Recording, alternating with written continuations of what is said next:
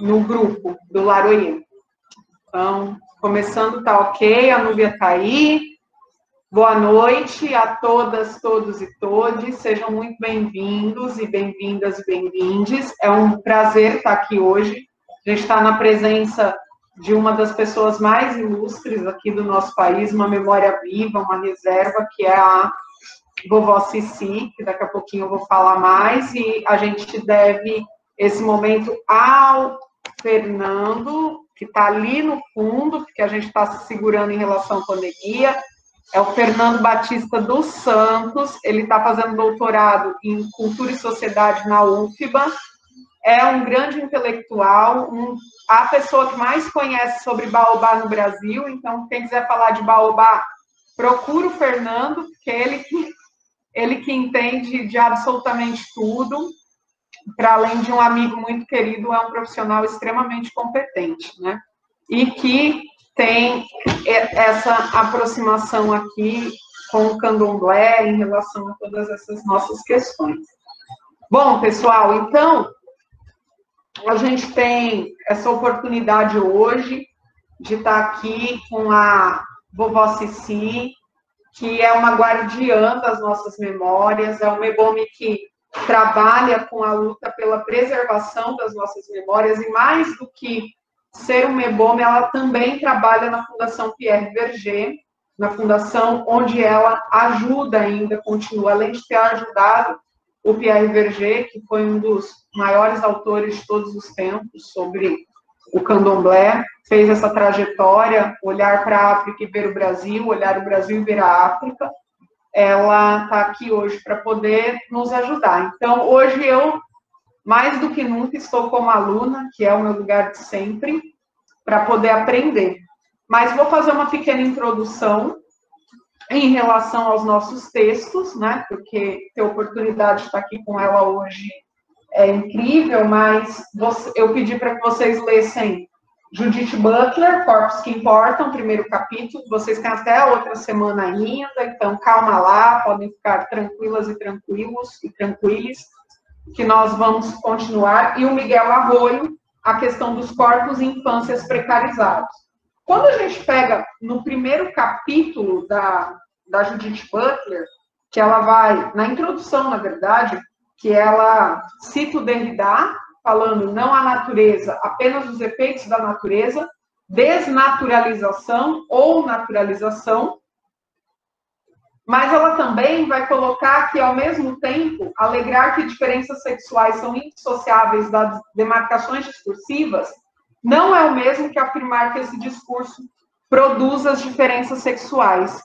Então, o que a gente precisa trazer também como dinâmica é a compreensão de que os discursos transformaram diferenças em desigualdades, né?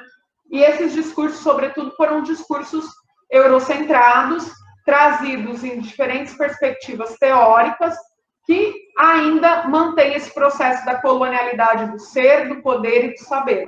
Então, hoje, ter a oportunidade de ir contra essa hegemonia discursiva e conhecer, na verdade, não é nem contra, mas, na verdade, reexistir, reestruturar, buscar e reconhecer as nossas origens, as nossas histórias, vai ser bastante relevante. Então, agora a gente vai ter a oportunidade de ouvir, né, a vovó Cici falar um pouquinho a partir dos mitos também de origem, de diferentes mitos que a gente pode entender da nossa cultura iorubá, que vai influenciar e marcar esse país, que foi o último do globo a abolir a escravidão, é o país com o maior número de negros e negras fora do continente africano, em termos de números absolutos, e eu só tenho que agradecer aqui, mais uma vez, tanto ao professor Fernando, quanto à vovó Cici, pela oportunidade dessa professora aqui que está ouvindo. Tá certo? Eu vou passar a palavra, então, a ela. A gente está aqui de máscara, mas, pelo que eu verifiquei, vocês estão ouvindo bem. É com a senhora. Pode ficar à vontade, está todo mundo lhe vendo e ouvindo. Eu quero dar boa noite a todos, agradecer a oportunidade de falar com vocês e dizer que, na realidade, eu estou aqui para aprender também com vocês. Não é? E, humildemente, falar da minha cultura que me enriquece, a minha cultura que faz eu compreender o que é ser negro, o valor da espiritualidade, tudo isso dentro daquilo que eu aprendi.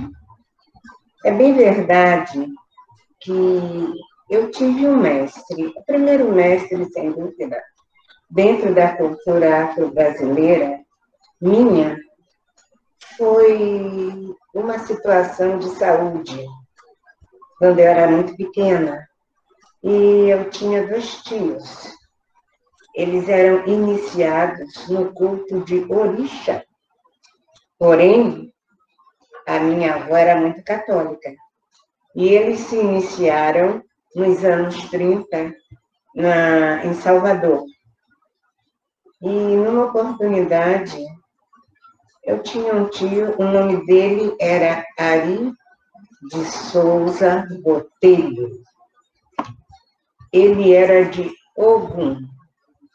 E o meu outro tio era Percy de Souza Botelho, era de Oxóssi. O meu tio, chamado Percy, entrava em transe. O meu outro tio não entrava. Provavelmente eu estava eu lembro muito bem, eu estou com 81 anos, mas é como se a cena acontecesse novamente. Eu deveria ter 8 anos, 9. Eu estava muito doente. Então, num dia de domingo, meu tio chega e diz assim: qual das filhas do D está doente? Eu lembro disso. De repente, ele tomou um barravento e o orixá pegou ele.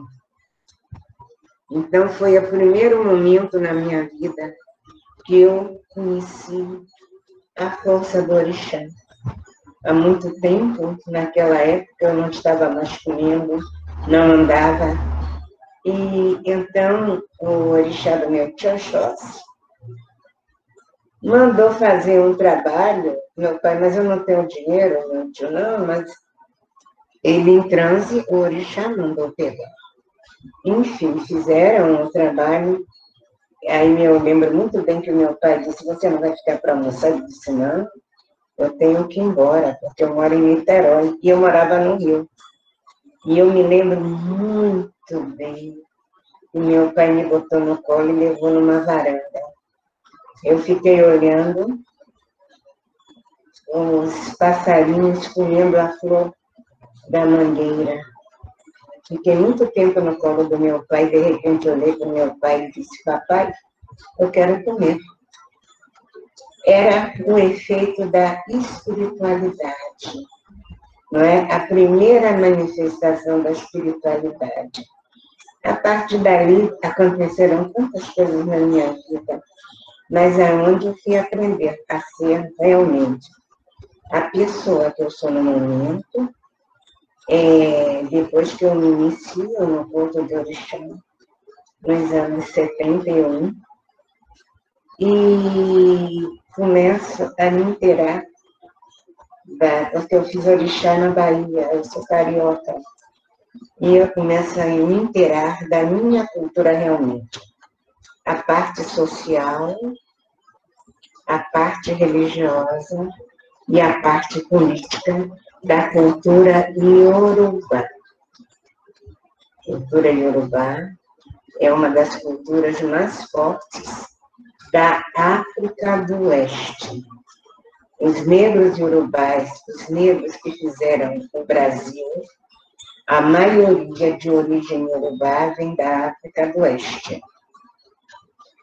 Eles têm aquele maior momento, dizem que no século XVII havia muitos negros na Bahia.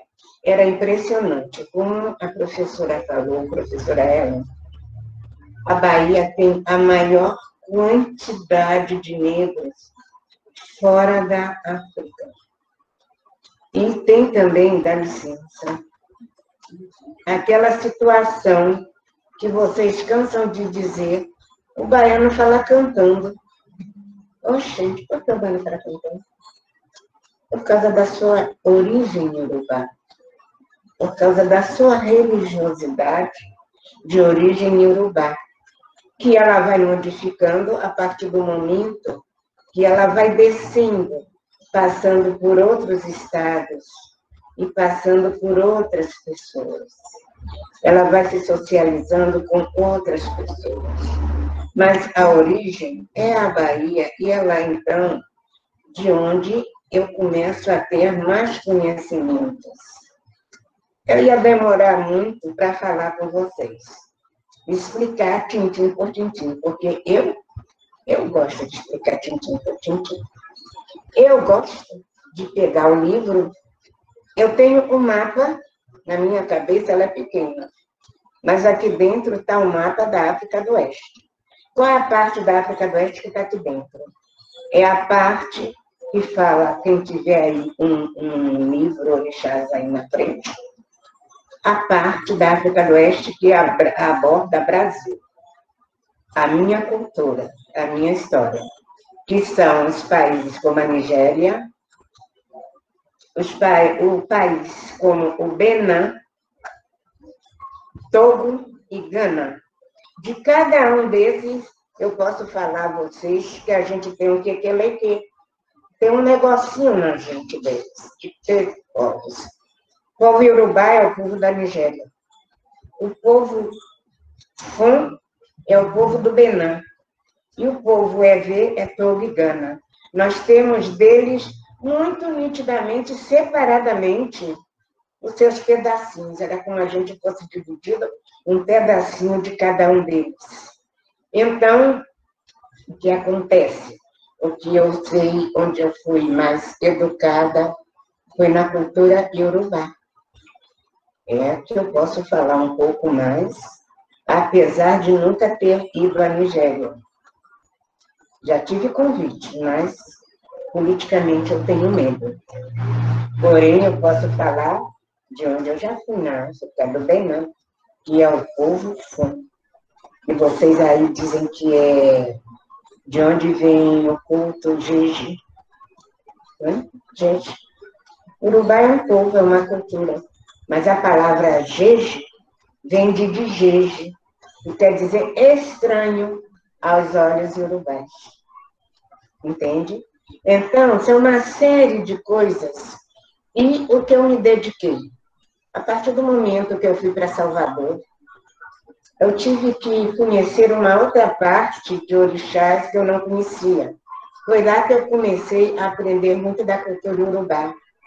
Porque, primeiramente, eu fui iniciada no culto de Egungun. O que é iniciar no culto de Egungun? Eu fui, primeiramente, na base da cultura iorubá, que é o respeito aos ancestrais, o respeito aos mais velhos. O culto de Egungun é paralelo ao culto de Orixá. Como, hoje em dia, o culto de Ifá é paralelo aos dois cultos que sobreviveram no Brasil e que hoje o culto ligado a Ifá vem com muita força. Não é? Porque aqui já houve... Quem conhece a estrutura de Ifá, vocês devem conhecer muito melhor do que eu. A cultura de Ifá sabe que é uma coisa que começa com criança. A partir do momento que uma criança nasce, depois de 16 dias, ela é levada ao babalaô para ela receber um nome. Esse nome vai ser de acordo com a família que ela pertence e a posição social da família e o jeito com o qual ela nasce. Algumas dessas coisas ainda é conservada aqui, mas de outra forma que chama-se Icomojadê. O que é o Icomojadê? É tipo de um batismo que quando algumas pessoas, nem todo mundo, tem um bebê e, claro, dá o nome do colonizador. Mas ele quer ter o nome da sua cultura. Então, levam à casa de candomblé, da qual pertence, e o bebezinho vai passar, depois de 16 dias, algumas horas dentro da casa de Xangô e algumas horas dentro da casa de Iemanjá.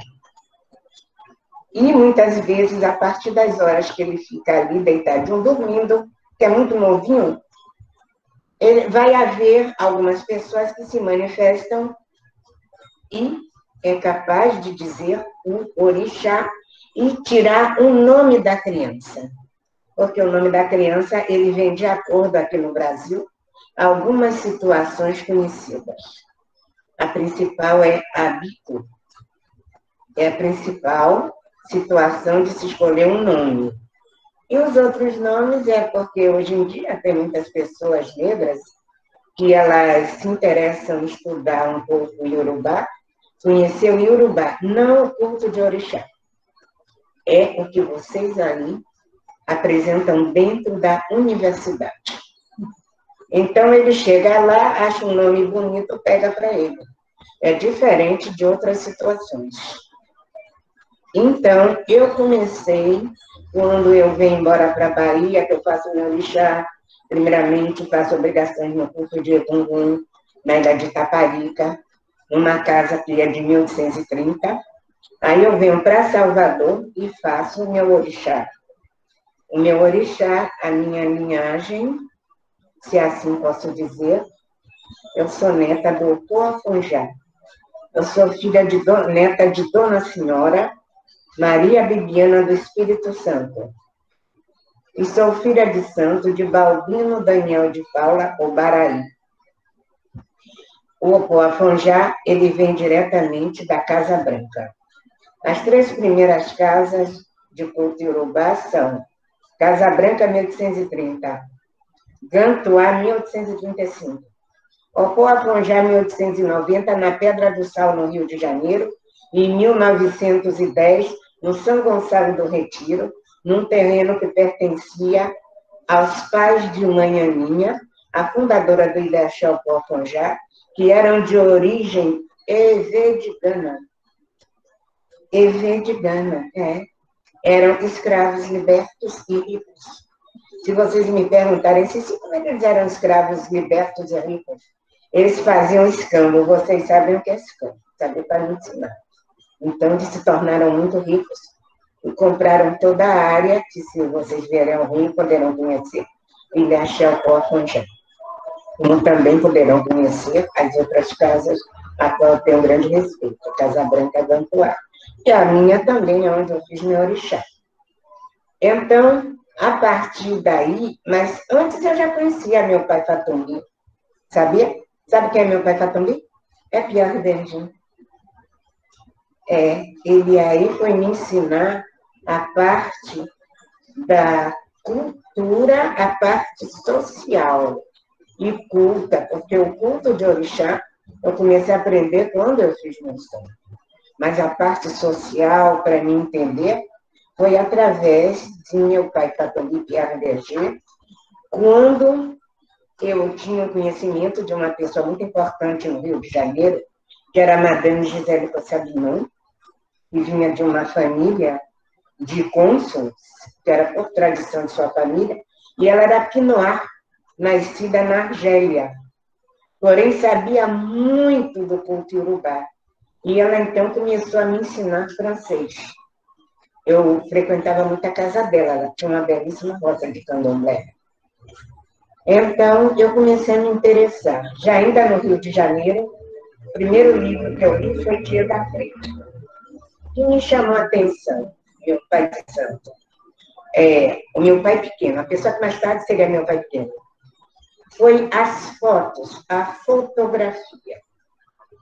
O trabalho que ele faz quando Pierre Berger chegar na Bahia em 5 de agosto de 1946.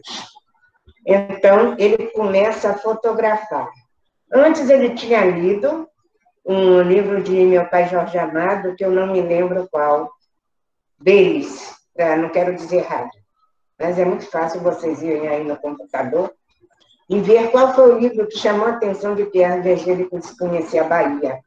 E ele estudou muito o livro, porque ele, então, foi apresentado dentro do Ofonjá por Caribé, meu pai Caribé, Onan Chocum, de Oxóssi, e meu pai Jorge Amado, que era de Oxóssi, mas eu não me lembro o nome dele de orixá. E meu pai Dorival Caymmi, que era Obá Onicoí. Eles eram já Mobá de Xangô, mas meu pai Fatumbi ainda não era. Eram eles dois. Então, vocês que conhecem toda a literatura de meu pai Jorge Amado, vocês sabem muito bem como ele descreve, cada um tem a sua forma de interpretar a literatura dele, como ele descreve aquela época do Opoafonjá, que foi o primeiro e único candomblé para Sissi, que nasceu intelectualizado. Leia os livros de Jorge Amado. A gama de intelectuais jamais, em tempo algum, irá existir igual àquela época. Eu tive o prazer de conhecer alguns. E não eram só brasileiros, não, estrangeiros. Com histórias impressionantes que eu passaria a noite aqui com vocês para contar. Então, o que acontece? Meu pai Fatumbi é que me dá o caminho, que ele era um babalaô, já era um babalaô, quando eu fui tomar conta dele. Eu trabalhei em 11 mil negativos, fazendo legenda. A partir das legendas nesses negativos, eu tinha um livro em francês, alguns textos em português, e um dicionário. Um dia de manhã, eu cheguei para meu pai Fatumbi e disse: Bonjour, Pepe. Ele fez assim. Aí, eu dei 3 passos para trás e disse: Agonileu. Aí ele deu aquele sorriso e disse: Agonia. Nunca mais eu perguntei nem falei francês com ele. Agora, eu lia os dicionários, tinha um dicionário e os livros em francês, porque ele pegava as fotografias, pegava um negativo. Ele dizia: Sissi, você conhece essa cerimônia aqui? Ele tinha feito isso na Nigéria. E tem o nome das cidades. Basta vocês lerem o livro Orixás, de cada orixá lhe dá uma história e o lugar de origem de onde ele pesquisou. Então, o que acontecia? Eu dizia, meu pai, eu conheço. E ele me perguntava, o que simboliza isso? Aí eu dizia, ele fazia assim para mim. Porque na Nigéria era igual. Ou no Benin. Quando eu não sabia, ele me ensinava. Foi assim que eu comecei a aprender um pouco sobre orixá. Mas eu tinha que estudar muito. Eu ainda tenho que estudar muito para aprender mais um pouquinho. Muito. Então, foi a partir dele, da forma que ele tinha de mandar eu estudar, que eu fui aprender um pouco sobre a minha cultura, a cultura dos orixás. Então, eu fui aprender que nem tudo é como as pessoas acham que sejam. Tinha disputas, tinham guerras entre uma cidade e outra. Eu fui aprender sobre isso. Cada orixá era cultuado numa determinada cidade. E muitas vezes aquelas cidades eram inimigas. E onde foi que eles foram se socializar? Dentro da Sanzala. Eu sei que vocês escrevem Senzala, mas eu gosto de dizer Sanzala, porque quem me ensinou a dizer a Sanzala. Entendeu? Foi ali que as pessoas, eu fui aprender com o ensinamento dessas mulheres que falavam dessa forma, a essência, os segredos, alguma coisa que quando elas tinham vontade de falar, falavam. E, entre outras coisas, contar história. Eu sou uma humilde contadora de histórias, não mais do que isso. E com meu pai, eu fui entender de onde vinham os mitos, de onde vinham essas histórias tão poderosas, tão importantes, que Deus nos deu coragem de atravessar o Oceano Atlântico para 30 dias. Vocês sabiam? Eu tive em cuidar de onde saíam os navios negreiros. O navio negreiro não saía da beira da praia, ele ficava mais distante. Eu chorei muito, porque eu estive no Monumento dos Não Retornados. E o Monumento dos Não Retornados tinha uma árvore que vocês conhecem como a árvore, como se chama, meu Deus, está na minha cabeça, que eu esqueço, é muita coisa aqui dentro. A árvore, obrigada, professor. A árvore do esquecimento, está vendo que eu estou de aprender todo dia com vocês? Está vendo ali? A árvore do esquecimento.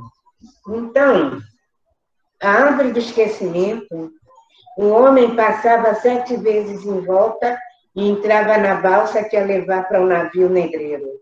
E a mulher dava 5 voltas. E eu estive no lugar, o Monumento dos Não Retornados é lá. E eu chorei muito, não há quem não chore. Aquele mar tão alto que parece que vai engolir.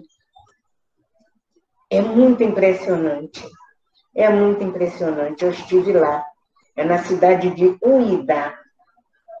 Uidá era de onde saíam os escravos. O grande fluxo de escravos, provavelmente o maior fluxo, ele começa em 1810, com a chegada de Francisco Félix de Souza, o maior negreiro de toda a história que vocês ouvirem falar.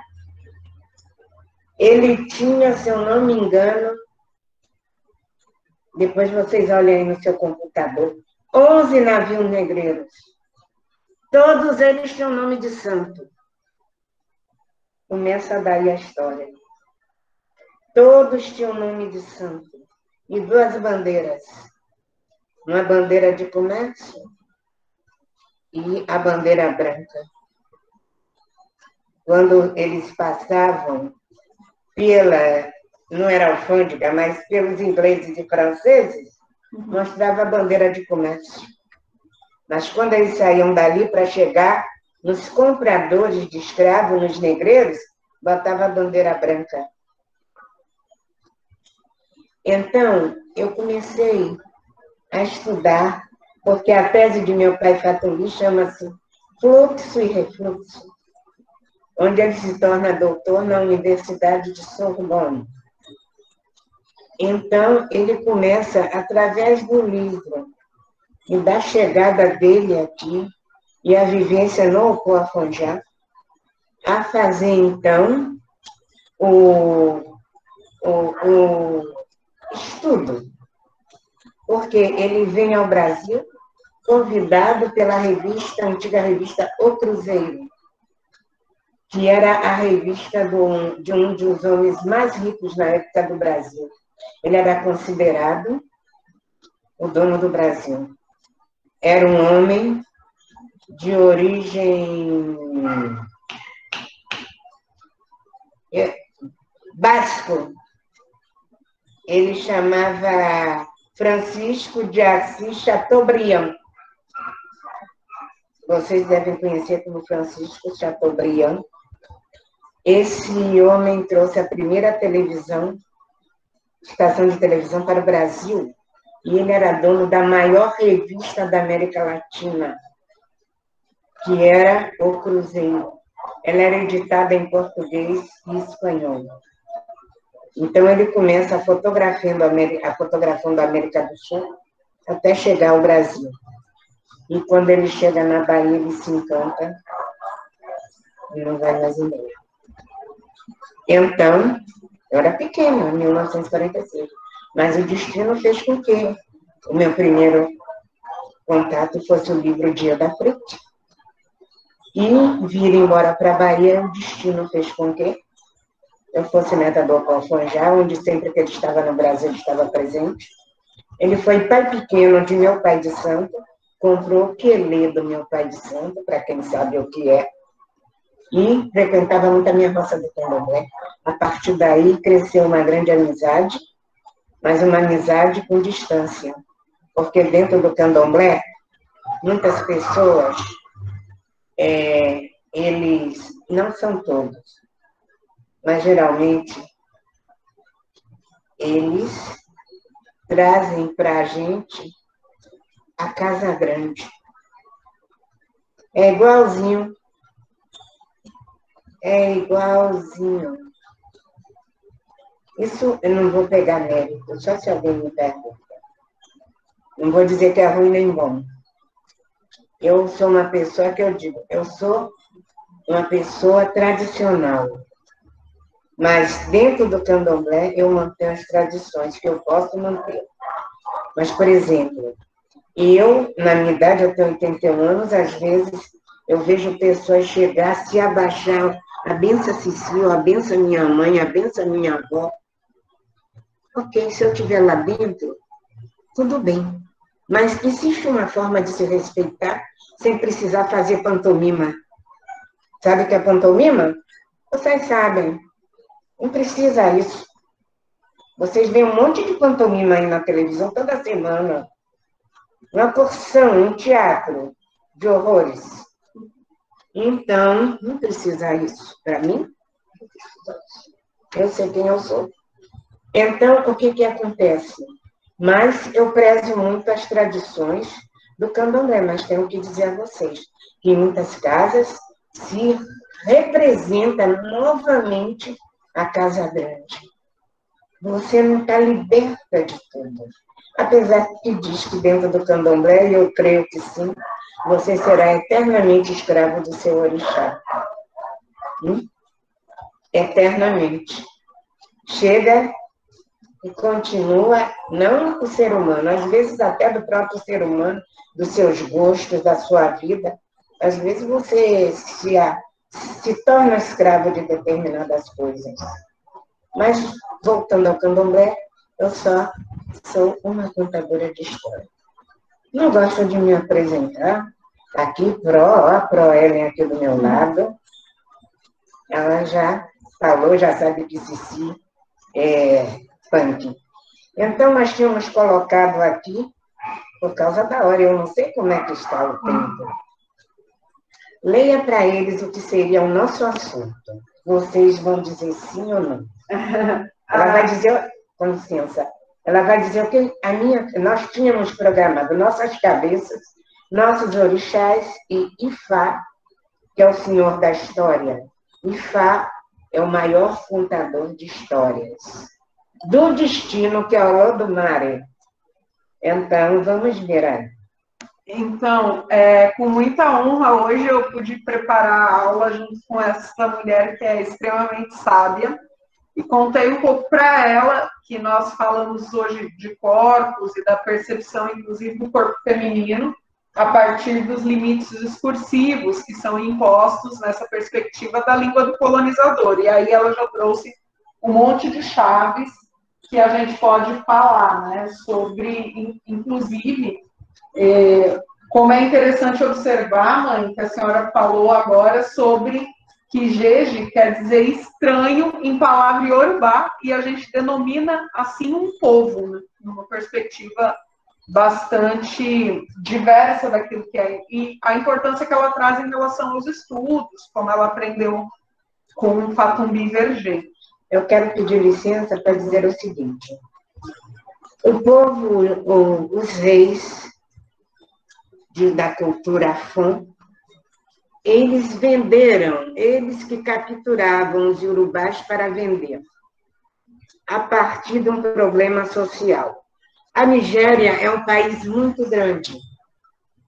E o Benin, vocês podem pegar em seu mapa, abrir aí no seu livro de chás, é pequena, mas o povo do Benin, eles são muito belicosos.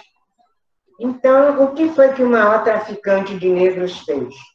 Ele me chega ao Benin e diz: eu vim comprar escravos. Aí, os ambiciosos do Benin dizem: como a gente irá fazer? Ele diz o seguinte, se lembra de quando os iorubás invadiram o Benin? Vá lá e invada o país dele. O que vocês trouxerem de escravos, eu compro. Vocês devem conhecer melhor do que eu como acontecia essas histórias, essas incursões. Vai levar muito tempo, mas eu sei, mas se me pergunta, eu te digo. Então, o que foi que aconteceu? Eles, então, invadem as cidades da fronteira e traz o povo iorubá de escravizado. Isso deu tanto dinheiro que eles criaram, existia um costume chamado atol, um lugar chamado atol. Era tipo de um carramanchão. Aqui ficavam os brancos, aqui ficavam os negros, autoridade de ambos os lados. Então, existia dentro da Casa do Benin, aqui na Bahia, aqui não, estou no Rio, lá na Bahia, tem um museu. E as peças, a maioria, foram doadas por meu pai Fatumbi. Como eu disse a vocês, meu pai Fatumbi me ensinou do baixo relevo dos palácios do Abomé e me ensinou de algumas ferramentas de orixá, que são oriquis, e me ensinou como se diz, dessas negociações. Então, preste bem atenção. Eles são separados, eu fiquei boba, pela cor da pele. Os iorubás, a pele é de tonalidade negra. A pele dos Fon é de tonalidade marrom. Então, os negros iorubás chamaram os Fon de Jeje. Estranho. Vocês sabem de quê que os Fon chamou os iorubás? De Nagô. O que é Nagô, Pro? Diga aí. Bom, pelo que eu pude ler, aí a senhora me disse se está correto ou não, mas quer dizer lixo, sujeira, violentos, né? Uma relação bastante negativa. Vocês estão vendo de onde vem a história? Mas Cici tem muito orgulho de ser Nagô. Eu também. Respeito todos os outros, mas tenho um grande orgulho dentro do meu coração de ser Nagô. Então, o que acontece? Essa peça chamada Tó, botaram uma quantidade imensa de negros ajoelhados e começaram a matar os negros na frente dos colonizadores. Eles disseram: mas por que você está fazendo isso? Porque eles ficaram assustados à quantidade. Eu não vou dar detalhes aqui. Se você quiser detalhe, eu também posso dar como era que matava. Então, o que foi que eles disseram? Os brancos, colonizadores, compradores de negros. Por que vocês estão fazendo isso? O que foi que o rei disse? É para que o espírito deles digam a nossos ancestrais no Orum que fizemos um grande negócio. É daí que começa a nossa história. Ok? É daí que começa a nossa história.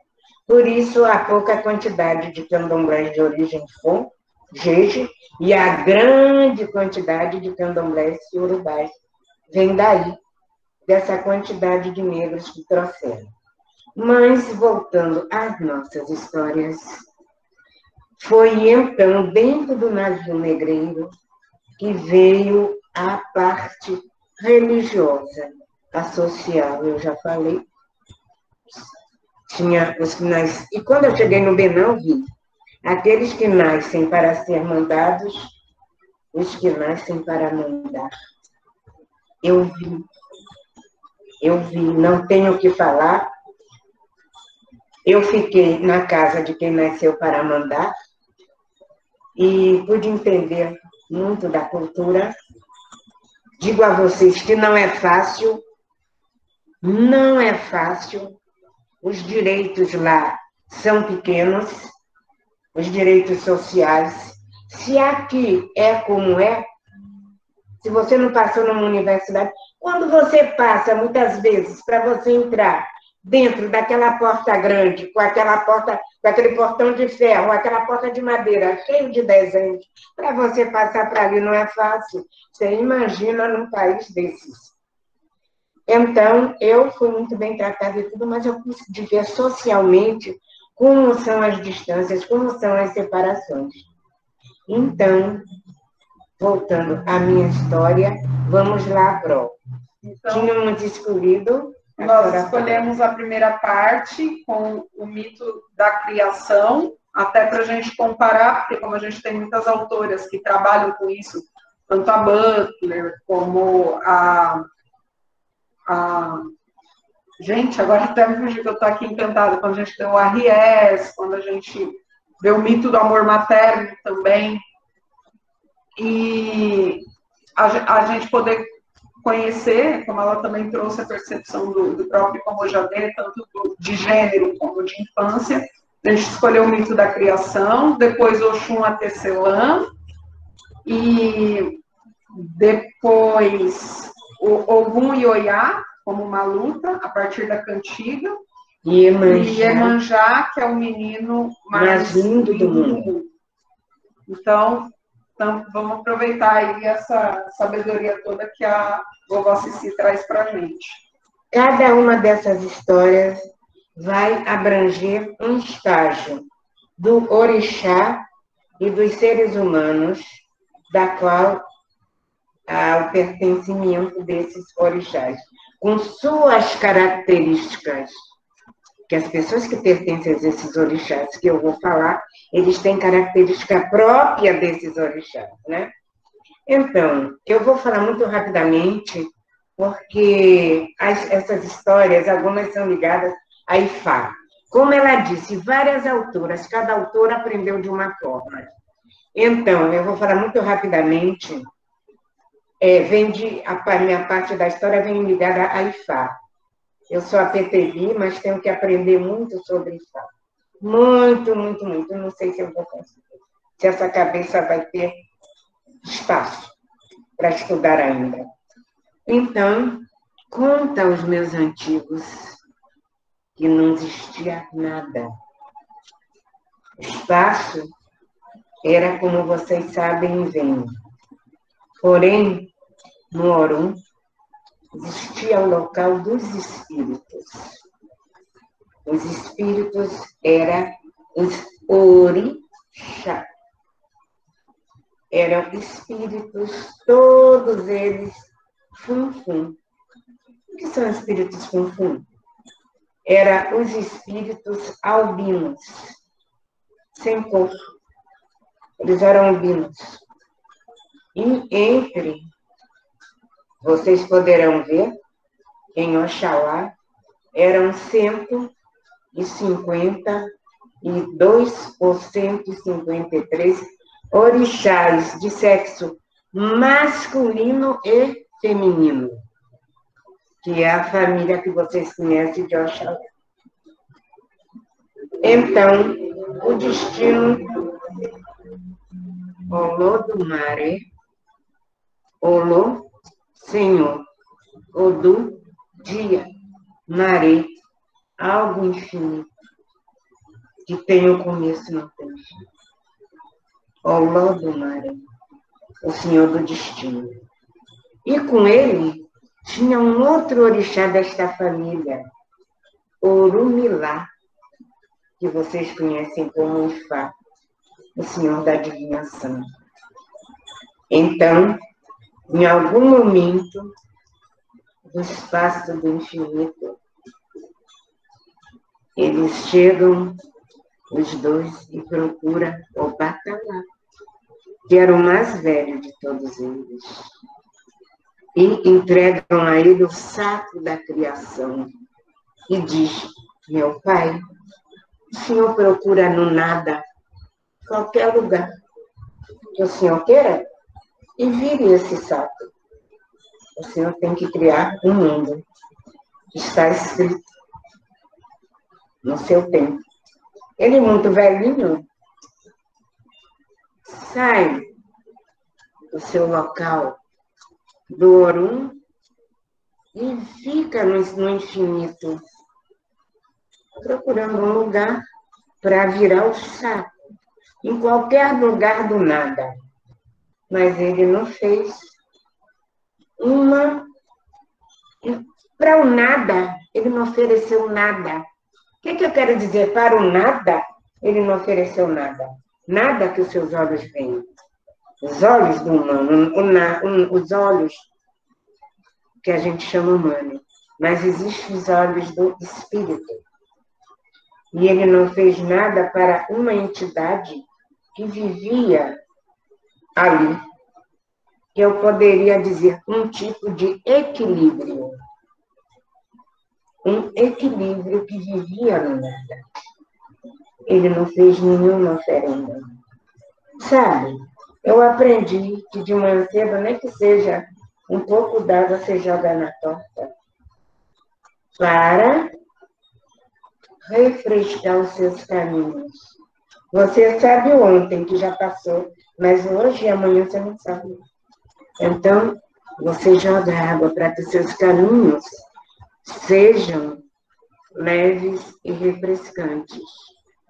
E que as entidades da natureza recebam aquela oferta de dentro de você, da natureza, a coisa das coisas mais simples que você pode oferecer à natureza, e que ele agradece, sempre agradecerá. É a água, a fonte, a mãe de toda a natureza e de todas as coisas. Nada nasce sem a água. Nada se faz sem a água. Então, ele, como o Senhor da criação, o mais velho dos orixás, não fez isso. O que foi que aconteceu?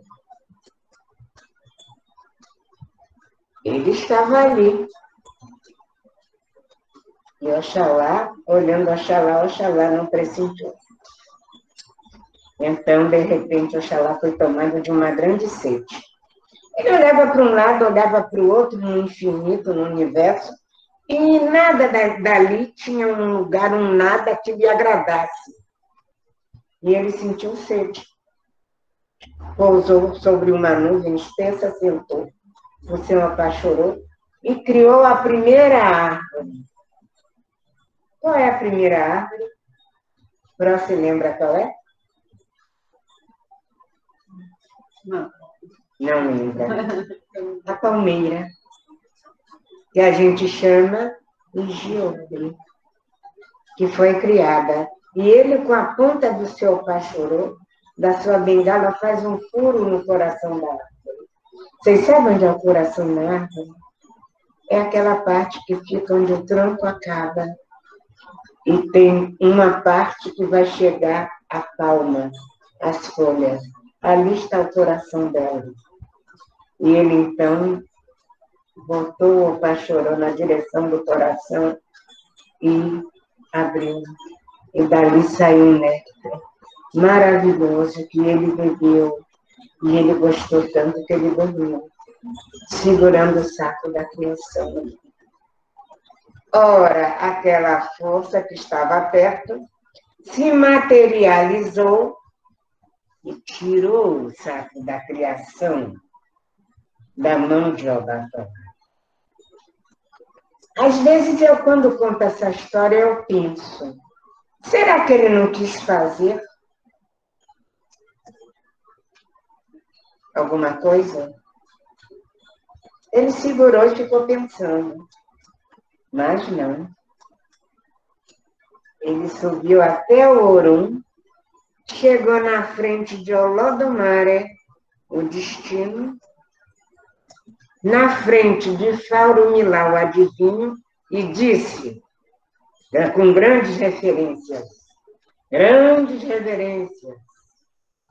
meu pai, aqui está o saco da criação. o senhor entregou ao Batalá para criar o mundo? Meu pai está lá dormindo. Aí o destino olhou bem nos olhos dele e disse: obrigado, me entregue o saco.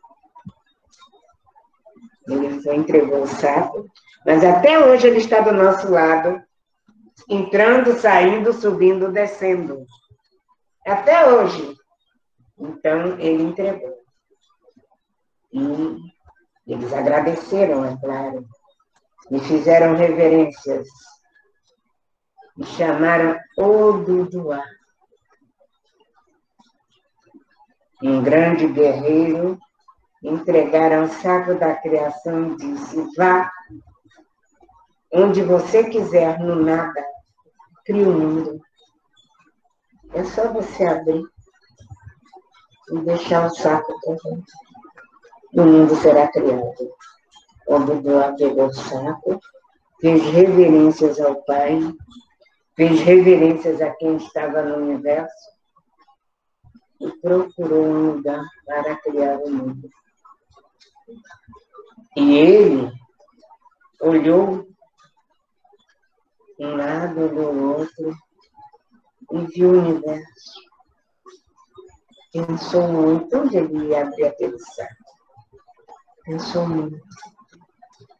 E quando ele olha assim, ele vê o pai que está dormindo, segurando seu apaixorou e dormia tranquilamente na nuvem. Então ele procura um lugar, se põe no espaço e vira ao céu. Imediatamente todas as coisas saem do saco. Primeiramente uma terra negra. Ela sai e ele pisa sobre a terra. Quando ele pisa sobre a terra, ele sente ela sólida. E, de repente, ele está encantado com aquilo que começa a crescer, crescer, crescer. E ele ouve um barulho que ele procura o que é a água. E começa a crescer toda a água em volta. E ele começa a ver plantas. Ele se encanta. Durante 7 dias, tudo acontece. Ele está encantado. E ele vê animais, vê pássaros, vê flores, tudo que vocês ouviram da cultura dominante ser descrito, que seria chamado uma coisa chamada paraíso. Ok? Dá licença. Chamado paraíso. Então, ele se encanta e vê, está na hora de eu subir e falar com meu pai, o mundo está criado. Então, quando ele sobe, ele passa no caminho, o pai dorme. Aí ele para perto do pai, o pai se assusta, e a primeira coisa que ele procura é o saco da criação. Aí ele começa a procurar, e muito respeitosamente, o Duduá diz: meu pai, se tranquilize. O mundo está criado. Venha comigo. E Oxalá, muito velhinho, abaixa a cabeça e chora. Aí ele diz: venha, meu pai. E ele respeitosamente leva o pai até onde está o Lodumare e Ifá. E Oxalá chora envergonhado. O mais velho não soube criar o mundo, mas o jovenzinho fez tudo certo. Então, os dois reverenciaram Oxalá, o Lodumare e Orunmilá. E disse: não chora, meu pai, se tranquilize, o mundo já está criado. O Senhor desça e cria o ser humano para habitar a terra. Então, Oxalá se sente mais fortalecido e ele é levado, então, à terra. E durante muitos dias, ele caminha pela terra e vê as maravilhas que estavam dentro daquele saco. Isso. Então, tudo é mágico. Tudo é a fé. A fé faz o impossível. É a base do impossível. E ele imagina como naquele saco estava toda aquela criação. Mas estava, porque para orixá nada é impossível. Orixá lhe dá aquilo que está no seu destino, que você merece, da forma com a qual ele acha que você merece. Então, durante muitos dias ele vagou e ele conheceu a Terra de frente para trás, de trás para frente, todo o universo. E ele lembrou agora, eu tenho que criar o ser humano, senão nunca mais eu vou poder voltar para o céu. Então, eu peço licença que vocês têm. Pega um pouquinho de água para a sua velha. Então, é o momento em que ele lembra. Aí, ele atrai uma porção de nuvens e cria o ser humano. Igual a ele. A nuvem se desfaz. Ele tenta atrair o fogo. O fogo se consome. Ele tenta fazer de água e areia. Se desfaz. Obrigada. Agora.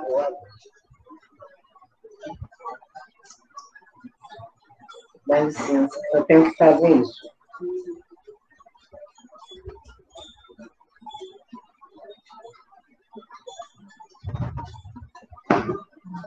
Então,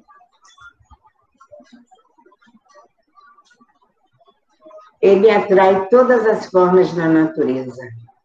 A pedra é rígida.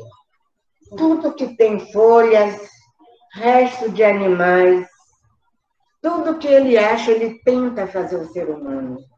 Ele não consegue. Ele está muito triste. E ele vai procurar um pé de iroco e vai devanear. E ali ele diz, eu fiz tudo para criar o ser humano e não consegui. Jamais poderei voltar ao Orão. Quando ele está muito triste, pensando nisso, ele olha para uma lagoa que está à frente dele. E ele vê a água estremecer. Ele sai do devaneio e diz, pensei que não houvesse vida nessa lagoa. Aí a água estremecendo, ele vê, assustado, uma mulher sair lá de dentro. Ele, como eu lhe disse, é albino. E dentro d'água está uma mulher de pele completamente negra. E a mulher se aproxima da beira da lagoa. Ele está sentado próximo. Aí ele pergunta a ela, quem é a senhora? Ela faz assim. Aí ele disse, eu vi a água movimentar, pensei que estivesse morta. Quem é a senhora? Ela, não sei, eu fui criada com mim. Aí ele diz, senhora, eu fui incumbido de criar o mundo, não foi. Agora fui incumbido de criar o ser humano. Veja a senhora. Não consegui. Ela diz, eu posso lhe ajudar. Ele, como? Então aquela mulher mergulha e traz três coisas para ele. 3 matérias. A argila, o barro e a terra. E põe perto dele. E imagina, mas como que eu vou fazer com isso?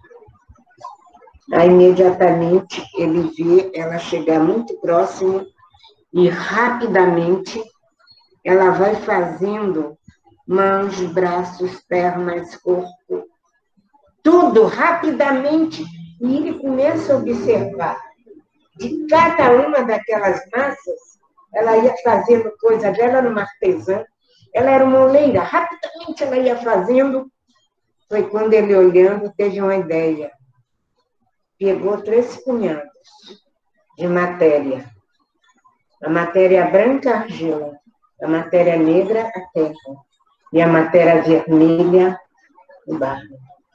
Imediatamente, ele começou a moldar de cabeça humana. Cada uma de uma forma, umas batidas, outras redondinhas, outras tortas, outras assim, outras assim.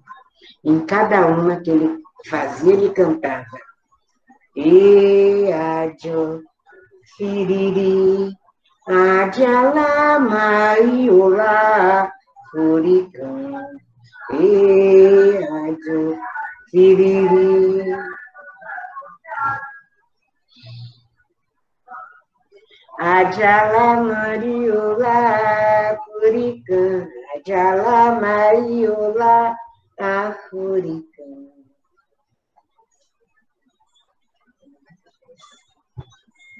Ocã é coração, Ori é cabeça, Ajala, Alá é o que guarda, é o que molda, é o que conserva. Que a cabeça seja calma e que ela aprenda a ouvir o coração. E ele foi fazendo, e ela fazendo os corpinhos. Quando acabou, tinha 3 figuras prontas.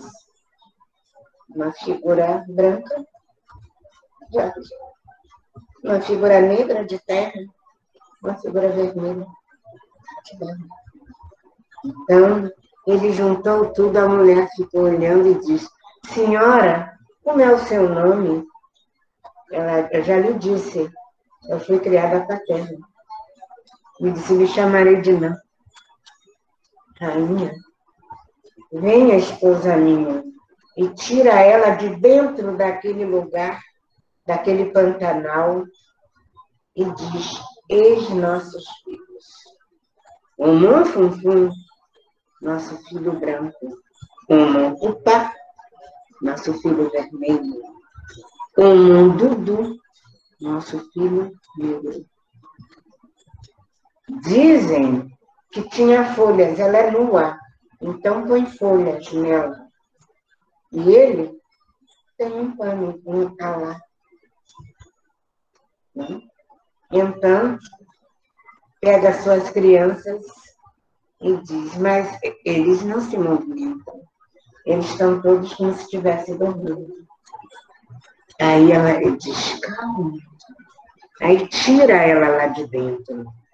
Aí passa o dedo na boquinha de cada um e sopra os rostinhos. Imediatamente ele sopra dentro da boca o axé, o espírito, o N. Imediatamente eles abrem os olhos e se movimentam. Aí se agarram na primeira coisa que eles veem, a mãe, pai, e são então levados ao Orum. E quando chega no Orum, finalmente, tinha sido criado o ser humano, que deu tanto trabalho ao Bacalá, que dá trabalho até hoje a Deus, para quem crê, e vai continuar dando. É a única coisa que tem início e não tem fim. É a única coisa. Tudo terá fim, mas o ser humano ele renasce com seus defeitos e qualidades. Então, quando eles são levados ao Orum, são apresentados a Olodumare, o destino, e a Ifá-Orumilá, o adivinho. Eles são ajoelhados e põem as mãozinhas assim. E ele então diz, o orixá do destino, chega na mão direita das crianças e diz, aqui está o axé do bem e do mal. Fecha a mão da criança na mão direita. A mãozinha esquerda está aberta. Aí o adivinho Ifá-Orumilá diz, aqui está o axé, que transforma o bem em mal, o mal em bem. Juntou as mãozinhas e abençoou a todos. Estava criado o ser humano. O batalá fica no Orão. Quando eles fazem isso, o destino pergunta ao batalá: o senhor finalmente criou o ser humano para povoar a terra. O que o senhor quer de recompensa? Eu quero que quando eu precisar do que eu botei, eu possa retirar de volta. O que foi que Oxalá botou? Espírito. Aí ele disse concedido. E depois perguntaram: e a senhora? O que a senhora quer de recompensa? Ela diz: quando ele tirar o que ele botou, eu quero que fica. O que é que fica? O que é que fica, próprio? Falando terra. O corpo sem vida. Sem vida. Volta para a terra.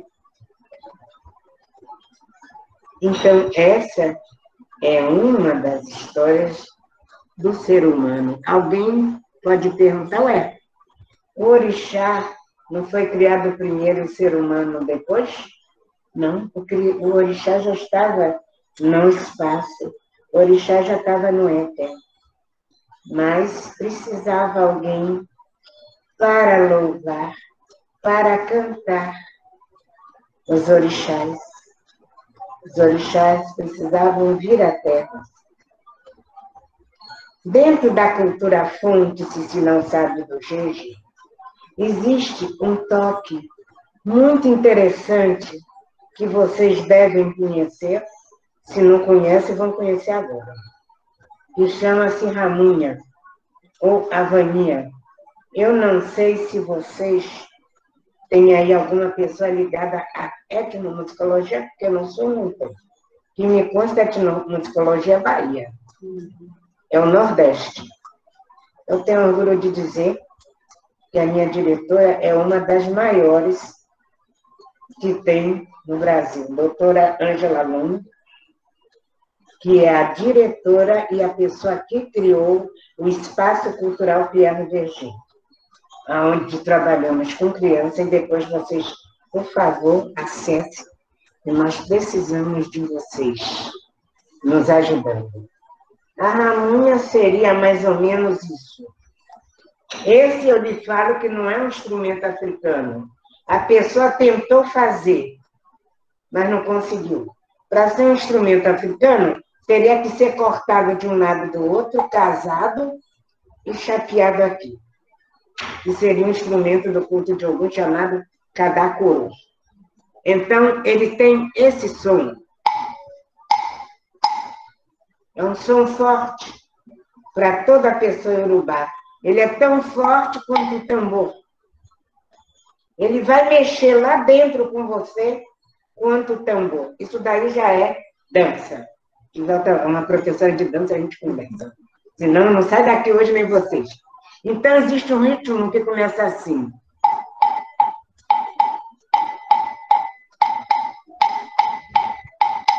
A gente canta. Vodum é posse da caia, vodum é possitado. Aí, vodum é postado. Vodum é posse da romé, vodum é possitado. Aí, vodum é postado. A palavra tadô é a palavra fuma, a palavra iorubá que quer dizer está aqui. Vodum, vocês sabem que são os espíritos dos reis do Dahomey. Lá você cultua Vodum, o espírito dos antigos reis. Eles são belicosos. E quando eu cheguei no Benin, eu fiquei muito emocionada porque eu vi a dança das Amazonas. Elas têm a mesma postura que se tem aqui na Bahia. Quando se dança esse ritmo, as pessoas que são jeje, ela faz isso. Elas têm isso quando vem dançando. Esse negócio. Sabe o que é isso? Esse movimento? Aqui na mão, você tem sua arma, que são guerreiros, e vocês têm tipo um totem que diz qual é a sua dinastia, que animal você pertence, quem é você. Você se anuncia quando você vem assim. Os pés faz isso. O que é isso? Domínio.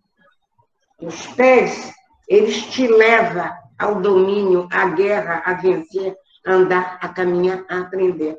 Eu vi exatamente igual. Então, o que quer dizer isso? Que eles dizem nessa dança que o orixá está no céu. E de vez em quando eles vêm à terra. E voltam para o ouro no céu. Mas quando a gente precisar deles, é só chamar. Ele nos ouve. Então, essa é uma das histórias, são várias, das 3 raças. Eles foram criados, o Batalá fica no Orum, e Nanã desce com suas crianças para a terra. E aí é toda uma história que ficará num próximo momento no tempo. Axé, mãe, axé. Bom, essa foi a primeira. Agora a gente tem Oxum e a Tecelã. A gente tem a honra de ouvir, né? Então percebam as diferentes possibilidades que num próximo momento a gente vai falar de um por um. Vamos aproveitar esse momento para ouvir e quem sabe sobra um tempinho para vocês perguntarem. Eu vou contar muito rápido, porque ela não é rápida. Ela é longa. E o tempo não vai dar. Eu gosto muito quando eu posso contar detalhes, para que as pessoas possam entender. Detalhes, pormenores, para vocês poderem pensar em características. Porquê do porquê. A história é a seguinte. Existem 4 orixás, reis da dança. Os 4 orixás são, primeiramente, Exu, Gelu, o movimento, a coreografia, os saltos. Segundo orixá, Xangô.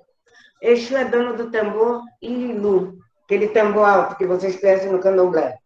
Segundo, Xangô, dono do tambor Batá, um tambor pequeno que vocês conhecem muito bem da santeria. Eu acho que todo mundo aqui gosta de Cuba como eu. Não foi a Cuba, se já foi, mas viu muito Batá. É Xangô. Xangô. Ele, na sua dança, ele mostra seus poderes e suas mágicas. Terceiro orixá, Oxumaré. Ele mostra a mobilidade do corpo humano.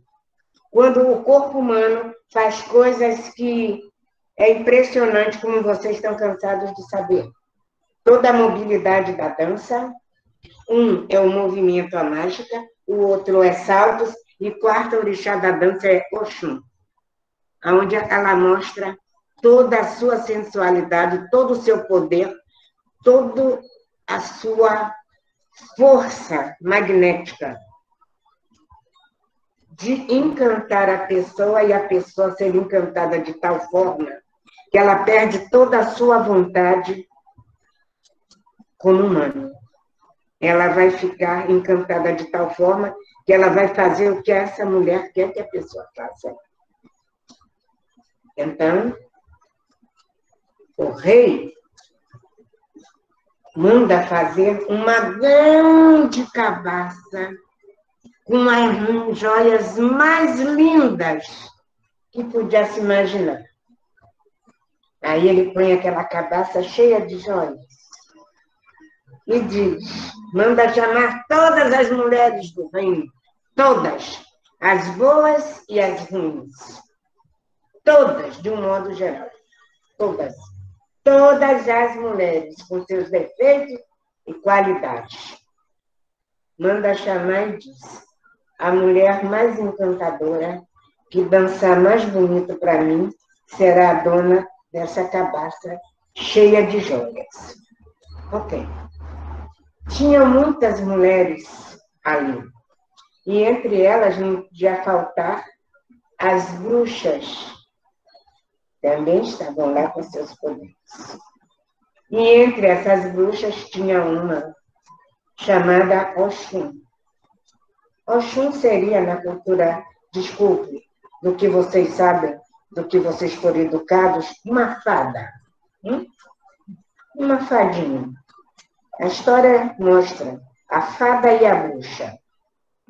A bruxa feia, blá, blá, blá, blá, blá, blá. A fada linda. Não é nada disso, elas são iguais. Então, o que acontece? Tinha essa linda, que ninguém superava ela, e tinha as outras bruxas. Então, elas começaram a imaginar com que roupa, o que elas iam botar. Ora, na cultura iorubá, vocês conhecem a roupa, não conhecem? É um pano alacá que usa aqui, um pano que usa aqui, algumas, e o pano que usa na cabeça. Então, cada uma pensou que roupa mais linda ia botar. Quando falou em beleza, todas olharam para aquela mulher, que todo ano levava a riqueza do rei. Aí disseram, pensaram em conjunto, não, de novo essa mulher aqui? Aí perguntam para ela, qual a cor que você vai usar na sua roupa para dançar para o rei? Já que a gente não usa igual. Ela fez assim.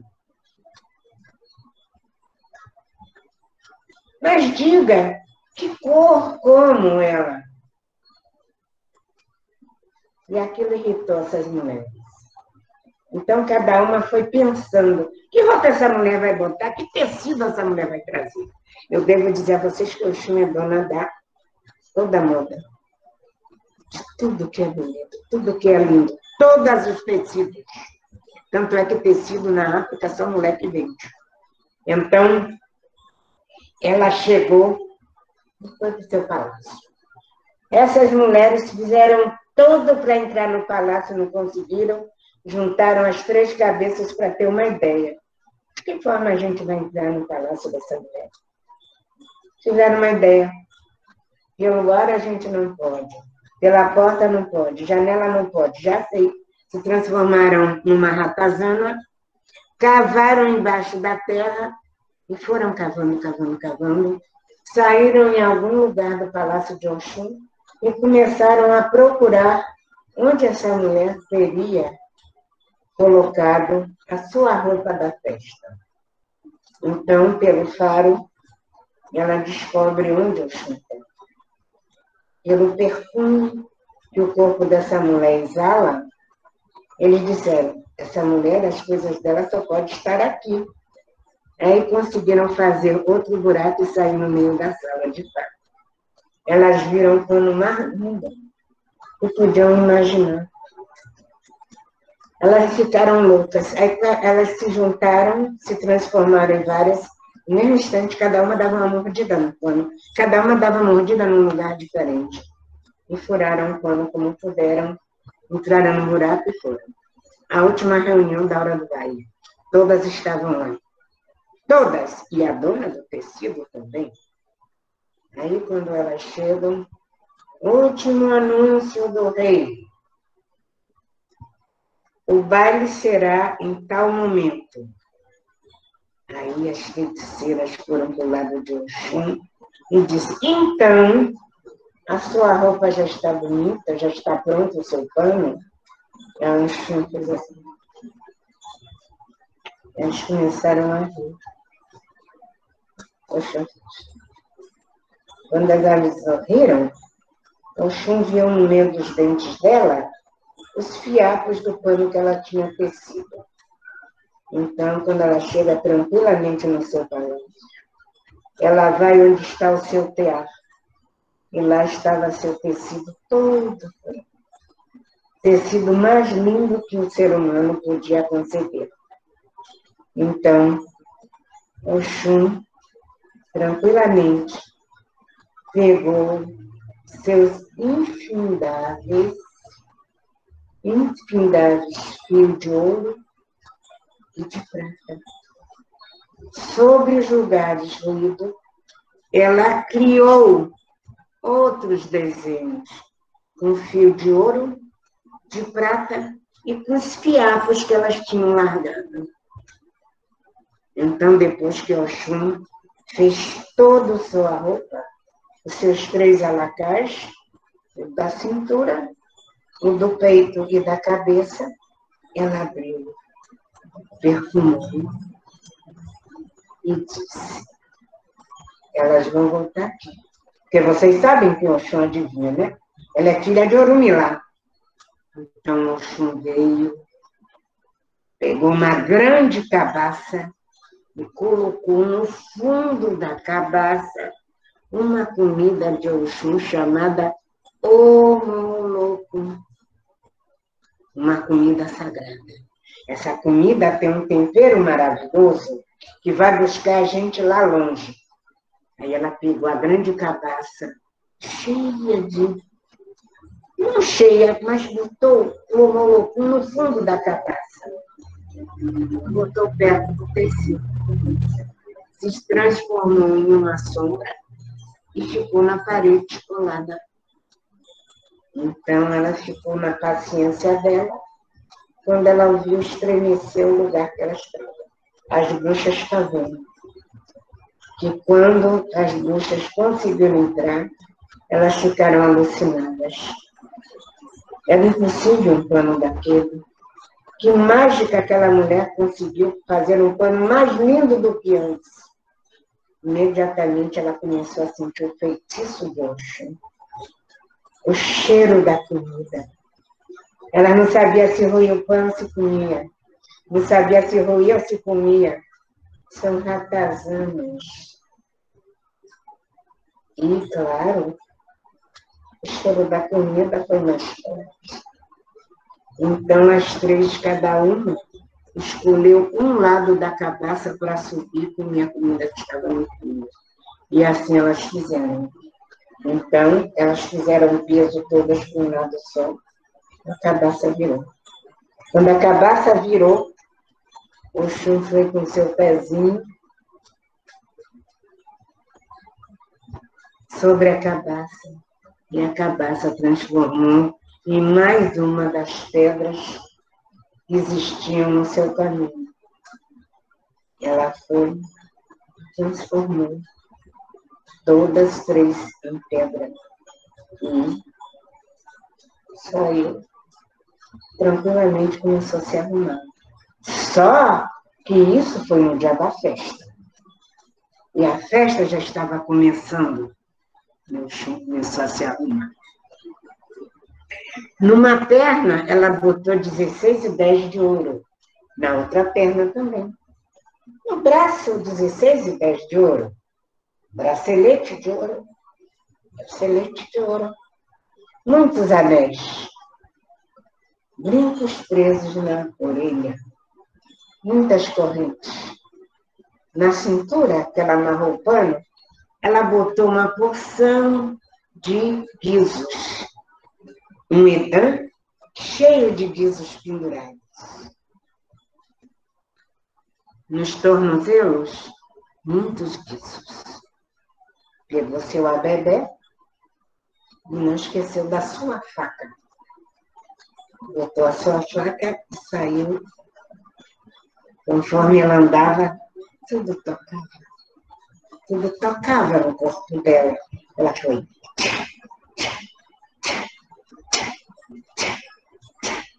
Tchapunda, tchapunda, tchapunda, tchapunda, tchapunda. Tudo dançava. Todo aquele ouro, tudo aquilo soava uma música. E aí todos pararam e olharam para a entrada do Palácio do Rei. E aquela mulher de uma beleza fora do comum entrou e chegou na frente do rei, parou, e o rei encantado viu quando ela começou. É do Xumabé, o minhara ouro, é do Xumabé, o minhara ouro, é do Xumabé, o minhara ouro, é do Xumabé, o minhara ouro, é do Xumabé, o minhara ouro, é do Xumabé, o minhara ouro. E ela ganhou mais uma vez todo o ouro do rei, a cabaça cheia de joias. E quando ela botou aquela cabaça, ela pegou seu abedé e saiu. Ia, tirelodê, H1 ia, tirelodê, H1 ia, nessa mão a bebê, nessa mão Machuca. Eu sou a mulher mais importante da sociedade feminina. Não se engane comigo. Olha aí, a benção, mãe. Abençoe, a benção. Axé. Será que ainda dá para contar mais uma história? Dá, porque a senhora está vendo ali o tanto de... É que a senhora não está vendo, mas é gratidão, estou feliz, estou emocionada, que aula linda, melhor aula. E tá todo mundo aqui querendo saber. Em cada uma dessas histórias que eu contei, depois eu vou pedir para vocês passarem para a ProElen o que foi de interessante que vocês acharam dentro daquilo, da proposta do discurso de vocês. Agora, eu falei da criação do ser humano, eu falei de Oxum, agora eu vou falar de uma grande Abá. Dessa grande Abá, o que eu vou falar dela?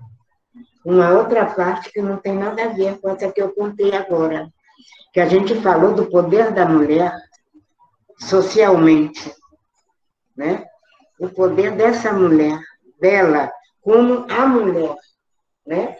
Como aquela criação, né? Que diz que a mulher foi criada para o encantamento do ser humano. Vamos falar de outra mulher que também foi criada diferentemente. Contam os antigos que Nanã, muito velha, queria ter filhos. Desculpa. Queria ter filhos. Então, Nanã foi procurar Ifá. Ifá, isso não é bom, ela sentiu-se grávida. Quando estava para ter seus bebês, mas antes, Olodumare diz a ela, o senhor do destino, você tem certeza que você quer ser mãe? Você não se acha velha demais? O destino perguntou a ela. Aí ela vira para o destino e diz, ora, claro que eu quero ter meus filhos. E vira-se para Ifá, o adivinho, e diz, e você vai ou não vai fazer o ebó que vai me tornar grávida? Eles se sentiram desafiados. Depois eu vou dizer uma coisa a vocês. Vocês vão me perguntar sobre isso, viu, Pró? Sobre essa pergunta. Eles se sentiram desafiados e fez com que os seus poderes acontecessem Nanã. E ela fica grávida. Então, quando ela está perto de ter seus filhos, seu filho, que ela queria tanto, ela constrói uma casa toda de palha e vai ter seu filho. E ela, então, tem um bebê. Que quando ela olha para o bebê, ele vem cheio de doença. Cheio de doença. Então, ela diz, eu esperei tanto para ter um filho, para ter um menino tão feio assim, antes um bicho. Ela não sabia que tinha outro. Aí nasce imediatamente o segundo, lindo, e o outro está babando e se coçando. E quando ela vê o segundo, ela diz, esse sim era o que eu queria. E quando ela chega assim, que ela levanta aquela criança linda, o menino se enrola, se transforma numa cobra de escamas douradas e entra no mar. Ela para e não sabe o que fazer. Do lado, uma criança babando e doente. E o outro lindo se transforma num bicho. Depois você me pergunta. Eu vou perguntar a vocês o que vocês viram aí. Pois, abrindo um parênteses, vou dizer, eu contei para essa história por uma escola de classe média alta na Bahia. Vocês sabem o que eu aprendi com as adolescentes? Foi a primeira vez que eu ouvi dizer, uma adolescente virar para mim e dizer, eu posso te chamar de você? Eu disse, pode. Isso deve ter uns 20 anos. Ela virou-se para mim e disse assim, eu posso dizer que Nanã teve depressão pós-parto? Eu disse, claro que sim. Vocês estão vendo como vocês me ensinam? Isso daí é etnomedicina. Etnomedicina. É só pensar um pouco. Uma cultura iorubá está dentro dessa cultura de vocês. dentro da universidade, como se pode estudar. Foi a primeira vez. Então, o que ela faz, Nanã? Fica 14 dias com aquela criança. No final de 14 dias, ela olha e diz, eu não aguento ver essa criança assim. Isso é um simbolismo de Omulu. A doença e a morte por doença acontece no momento que ele nasce. Não existia. O ser humano morria quando queria.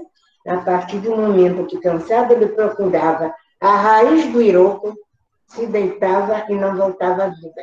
Porque ele estava cansado e ele queria. Mas a partir do nascimento de Omulu, nasce a doença e nasce a morte. Por doença. Por doença.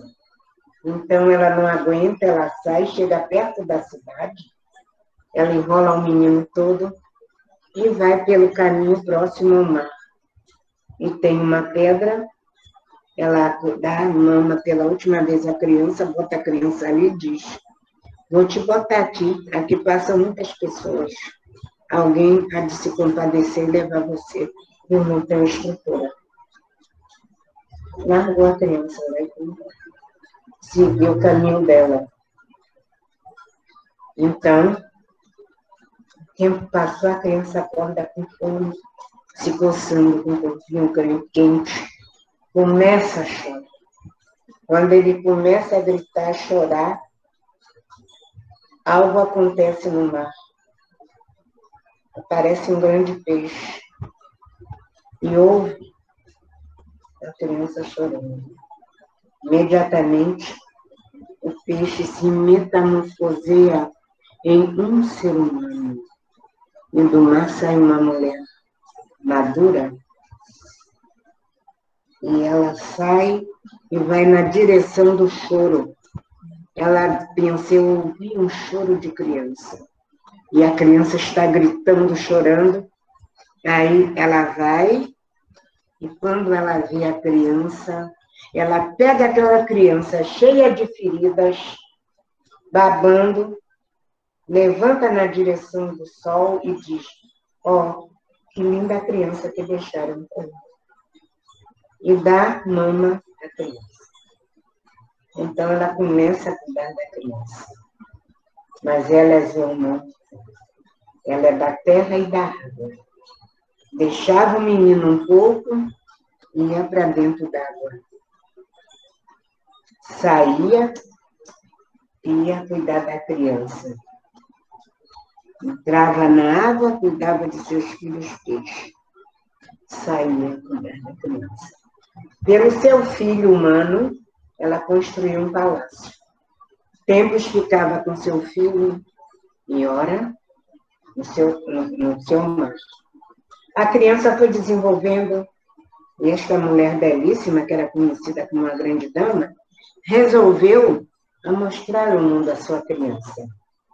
Como ela era um menino doente, ela construiu uma roupa toda de palha. Passou o dendê em todo o seu corpinho e botou uma toga de palha e um capacete de palha. E abriu o lugar dos olhinhos dele. E ela começou a todos os lugares que ela ia, levava aquela criança. E as pessoas, vocês têm que entender um pouco da cultura iorubá, abria alas para ela porque sabia que era uma mulher importante. Mas, no mesmo instante, eles se preocupavam. Não pode aquela criança vir assim, porque essa mulher tão importante traz essa criança coberta. E todas as vezes que ela ia para a feira, ou seja, o lugar mais importante na minha cultura iorubá, o mercado, onde todos os povos se reuniam, ela chegava, comprava suas coisas, ela inteirava na sociedade, mas ninguém tinha coragem de procurar, de perguntar por que aquela criança coberta. Aí um dia, de muito sol, procuraram o velho griot, o homem mais velho, e perguntaram, você hoje vai ter um encargo. Você vai perguntar àquela grande senhora que é uma mulher muito importante, porque ela traz seu filho dentro de uma roupa de palha. Porque ninguém pode contemplar seu rosto. Você está encarregado de perguntar. O homem ficou apavorado. Mas então ele foi até o meio da praça e ficou em pé.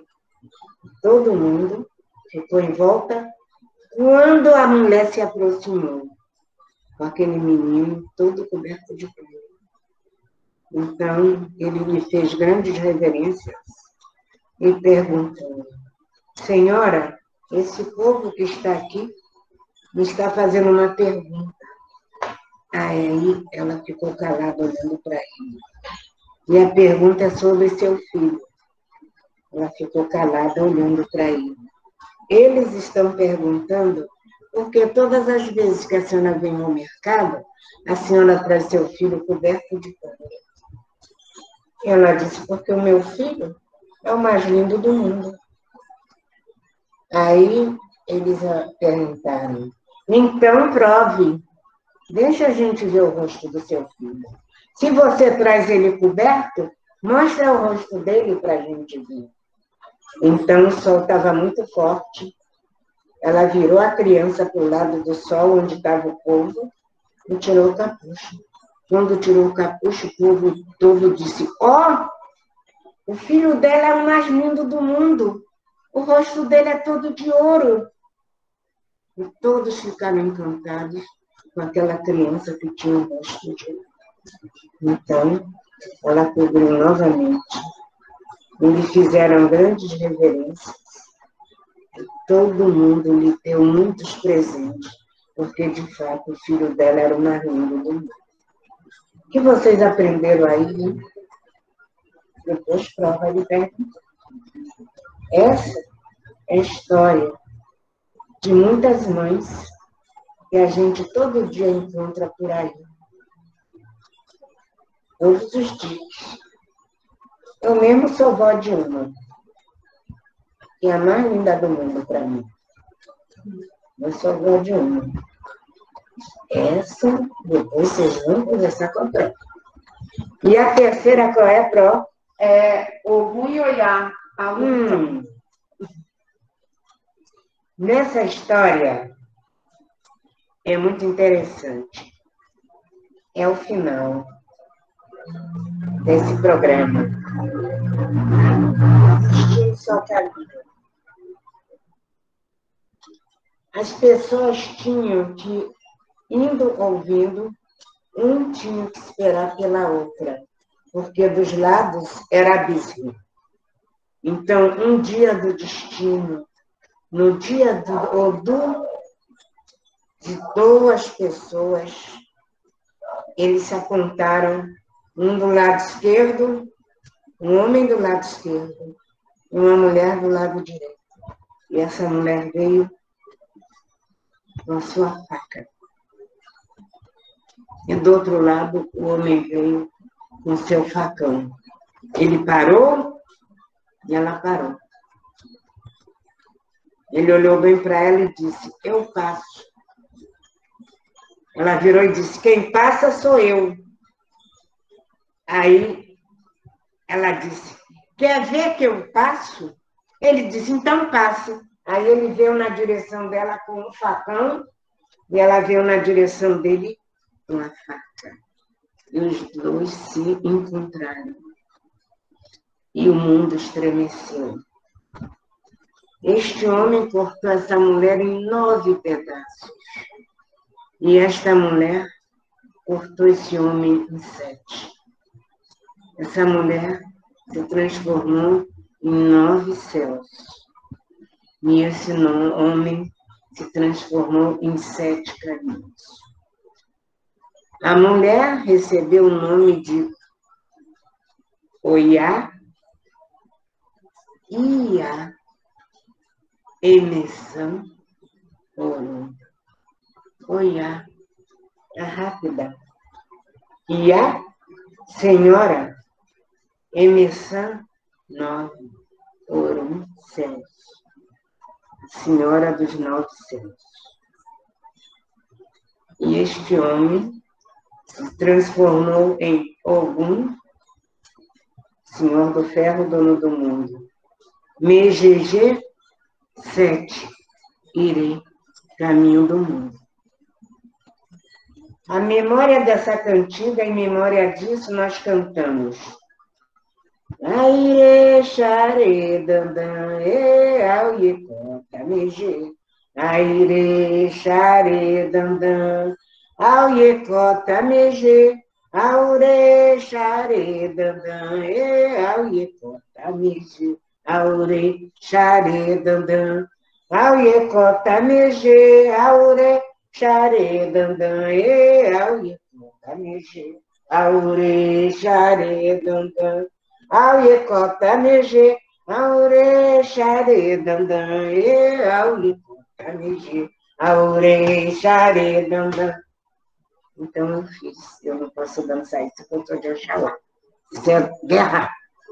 Isso é briga. Isso é confusão. Pouco se canta isso no candomblé.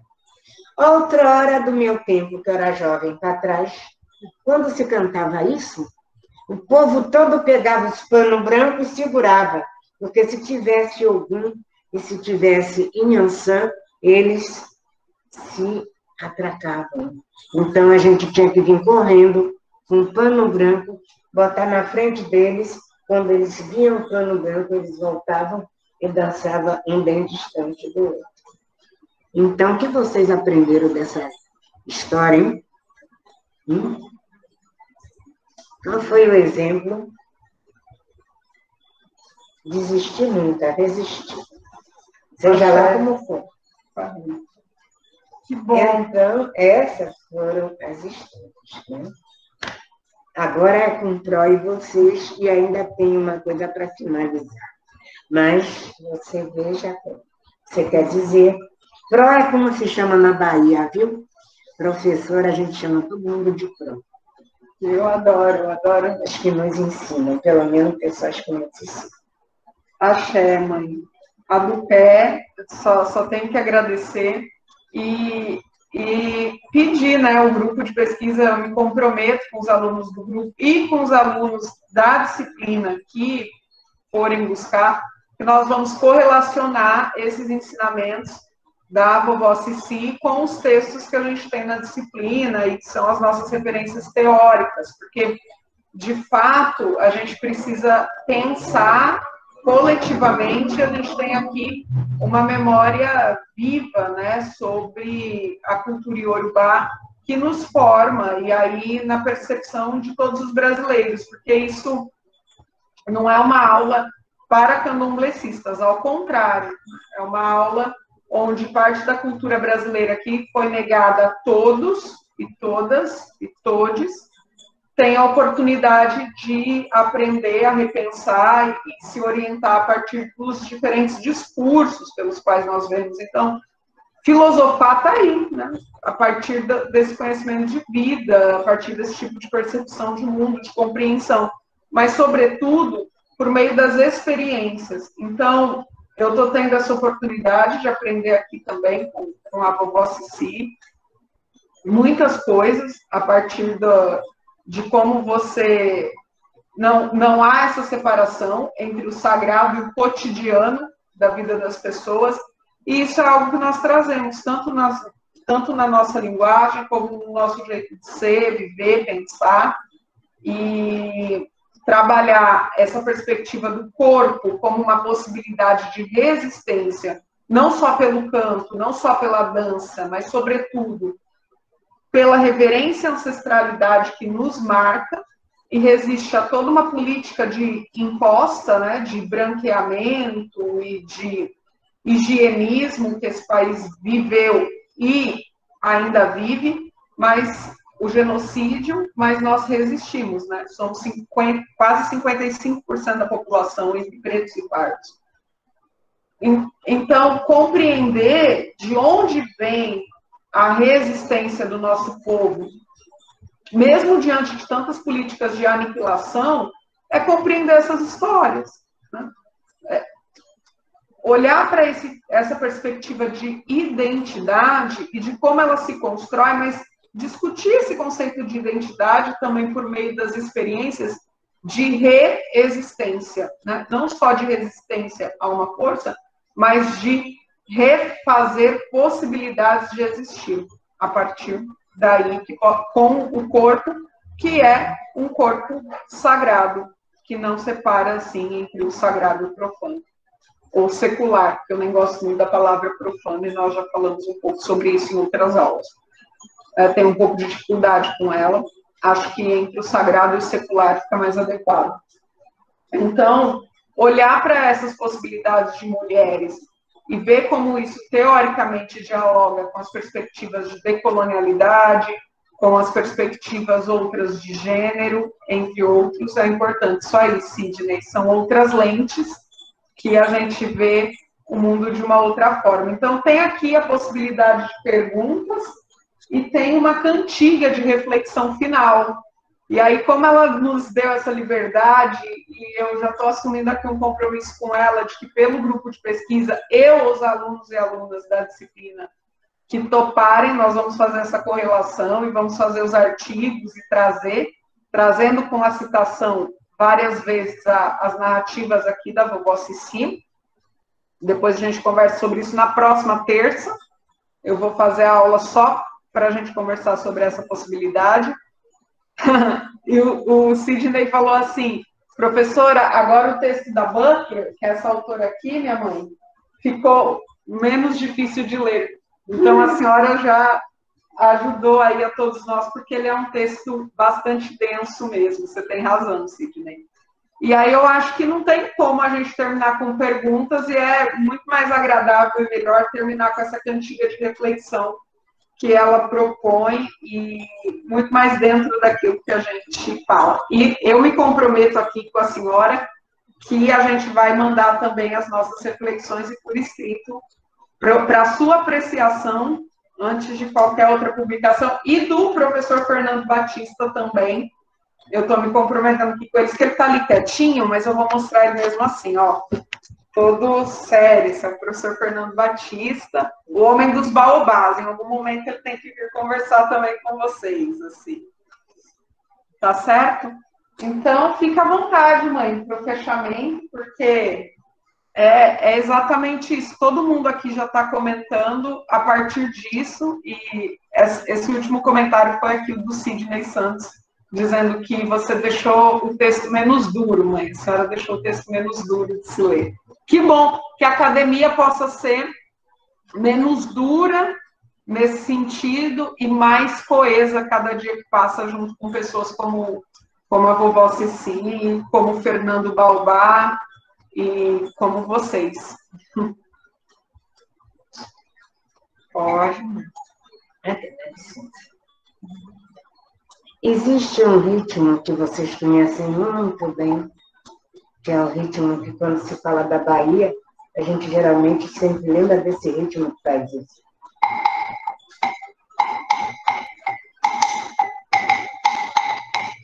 Tinha que ser dois, um maior e um menor. O ritmo seria chamado Ijexá. Ijexá é um ritmo oriundo da cidade de Ijexá, onde se cultua um tipo de Oxum, se cultua um orixá chamado Ogum, se cultua Ogum, e tem um orixá nascido na porta da cidade, que chama-se Logunedé. Era uma cidade de mulheres, onde os homens não podiam viver. As mulheres teriam seus maridos fora da cidade. Dentro da cidade, elas viviam. Então, quando uma mulher ficava grávida, ela tinha que sair para fora da cidade para ter o seu bebê. Se fosse menina, ela podia entrar para a cidade. Mas se fosse menino, ela tinha que ficar fora da cidade, enquanto amamentasse. Então, Oxum teve uma ideia muito interessante. Ela pare na porta da cidade e, com o pé, ela empurra o bebê para dentro do portão. Aí o bebê entrou rolando na cidade. Era um menino.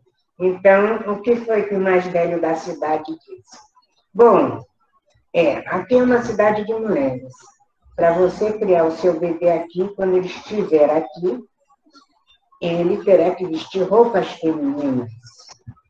Mas, em alguns instantes, esse bebê seria filho de Oxóssi.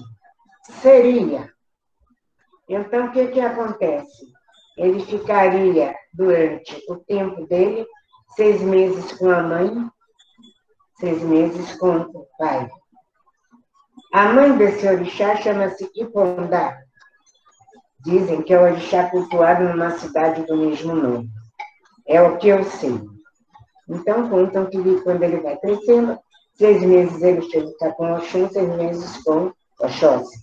E o ritmo que se usa para ele é justamente o ritmo Ijexá, que é o ritmo que todo mundo conhece, que geralmente se faz assim, toca mais ou menos assim, porque precisava as 2 bocas. E esse ritmo é usado também para Oxalá, que é um ritmo lento. Quando é Ogum, é dançado mais rápido. Quando é Oiá, é mais rápido. Oxum, depender, pode ser lento ou rápido. Agora, para Oxalá, será sempre lento. Então, a gente canta. Araí, baba, ungé, baba, muriô. Araí, baba, ungé, baba, muriô. Araí, baba, ungé, baba, muriô. Araí, baba, ungé, baba, muriô. Araí, baba, ungé, baba, muriô. Araí, baba, ungé, baba, muriô. Sabe o que foi que eu disse para vocês? É o seguinte, dá licença. Onde quer que vocês estejam, os olhos de Oxalá estará sempre sobre vocês. Que vocês tenham um ano bom, feliz, e que vocês consigam levar toda a felicidade que vocês merecem. Muita força e vamos resistir. Muito obrigada. Axé, axé, axé do pé, mãe. Pessoal, quem quiser abrir a câmera, dá para ela ver um pouquinho, vocês podem dar uma saudação aí, deixa eu mudar aqui o layout da tela.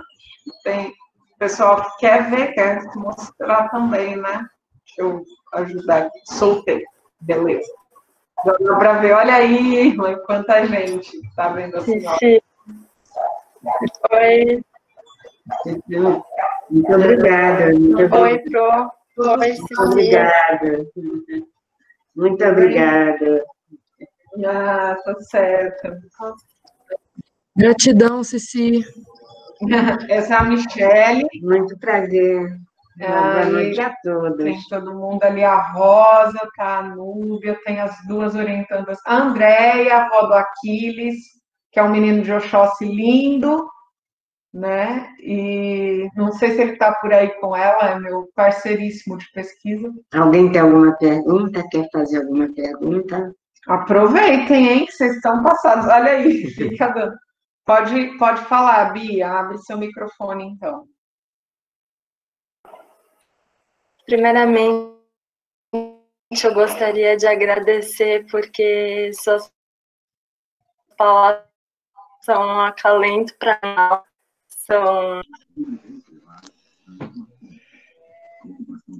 Ih, travou a Bia.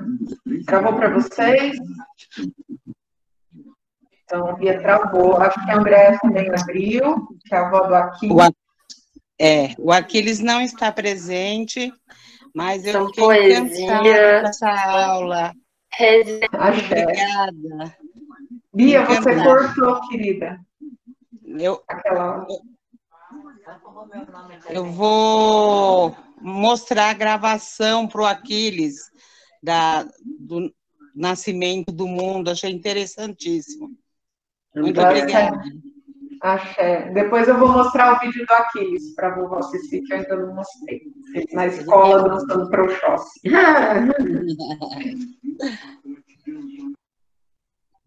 Certo. Bia, não sei se volta, você quer desligar a câmera e deixar o áudio para ficar menos pesado na sua internet? Tá aberto. Acho que Beleza. pode ser. Sim. Tá. Cici, eu queria conseguir encontrar palavras para poder organizar, para poder explicar um pouquinho do quanto tua fala mexeu com a minha pessoa. Obrigada, minha amor. Você encontra a sua velha na Fundação Pierre Verger, em Salvador. Tá muito especial. Muito obrigada, muito Muita emoção obrigada. envolvida. Cici, tu ficarás no Rio de Janeiro até quando? Você citou Salvador, né? Não sei se você agora reside no Rio de Janeiro. Como que são as Não, minha flor. idas e vindas? Dia 12 eu já estou indo para Salvador. Eu trabalho na Fundação Pierre Verger, tenho um trabalho social com crianças e tenho um trabalho com pesquisadores. Será que ela... Acho que eu ouvi sim, mãe. Bia? É isso. Só agradecer Escutei mesmo. sim. E uma outra coisa, oi. Uma coisa que Tá falhando, Bia. Você quer escrever, Flor? E depois eu passo para ela também? eu conheço uns. Às vezes eu me pego até cantando. Ela falou que se pega cantando, mas não deu para entender o restante. Mas a Rosa já fez a gentileza aí, que é uma das alunas também do grupo de pesquisa, de colocar aqui direitinho o site da Fundação Pierre Verger. Então. E também orixás, deuses, né, que também em francês, o que a vovó se fez, também tem o Cozinhando a História, que foi colocado aqui. Todo mundo, as orientandas já cientes, já foram colocando tudo que foi citado. Depois vocês podem pegar no chat também ou me pedir por e-mail se passou para alguém, tá bom? Não tem problema nenhum das referências, porque ela é uma biblioteca, né? A gente percebeu assim, viva a Rosa ali, ó, concordando. Então é isso, pessoal. Eu vou continuar curtindo meu privilégio das riquezas aí de uma filha de Oxum, proporcionada aí esse encontro pelo Fernando com a vovó Cici. Aí, ó, já tá todo mundo no site lá da Fundação, viu, mãe? E a gente se vê na próxima semana para organizar isso aqui, que nós nos comprometemos com o professor Fernando e com a vovó Cici em relação a essa conexão aí para a gente pensar tanto gênero e infância na cultura iorubá a partir das falas dela, correlacionado com os textos que nós estamos lendo. E vamos ver aí. Claro que nada chega à fala dela, mas nós temos essa obrigação também de resistência e fazer o melhor, porque diante de toda essa experiência a gente precisa traçar esse registro e essas conexões, ok? Aí, ó, gratidão, gratidão, gratidão, todo mundo, ó, agradecendo e emocionado. Até mais então, pessoal. Vou desconectando. Beijão. Até a próxima terça.